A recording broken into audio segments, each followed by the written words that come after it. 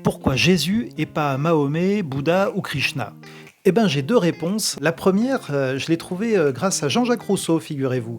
Parce que Jean-Jacques Rousseau a écrit un traité sur l'éducation des enfants. Alors vous me direz: «C'est quoi le rapport?» Le rapport, c'est que Jean-Jacques Rousseau, il a aussi abandonné ses propres enfants.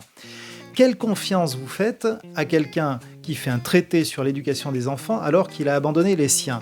Eh ben pour moi, c'est un petit peu la même chose. En fait, quand j'observe la vie de Jésus, j'observe quelque chose que j'observe pas chez les autres, et c'est une grande cohérence entre ce qu'il dit et ce qu'il fait. Jésus annonce que le règne des cieux est proche et il le démontre par ses actes, notamment en ressuscitant les morts, en purifiant les lépreux, en guérissant les malades et en chassant les démons.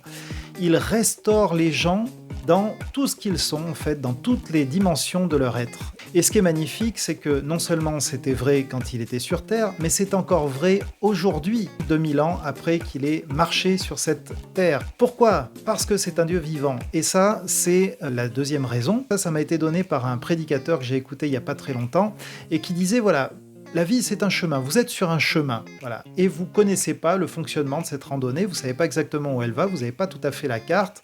Donc bon, vous avancez un petit peu comme vous pouvez. Puis il y a un moment, vous arrivez devant une bifurcation.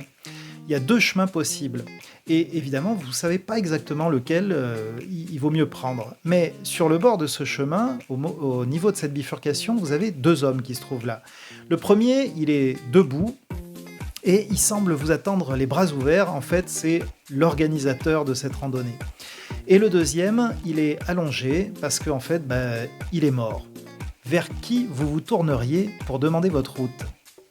Voilà, eh bien ça c'est la deuxième raison. Moi je me tourne vers Jésus parce que Jésus est vivant. Il est vivant encore aujourd'hui. Jésus est ressuscité d'entre les morts, le tombeau a été trouvé vide, il s'est présenté à des centaines de témoins après sa résurrection, et en plus de ça, encore aujourd'hui, 2000 ans après, des milliers et des milliers de personnes, pour pas dire des milliards, témoigne d'une relation vivante avec lui tout autour de la planète. Et je fais partie de ces personnes-là, puisque j'ai rencontré effectivement un Jésus vivant dans ma vie, par son Esprit Saint. Voilà pourquoi lui et pas un autre.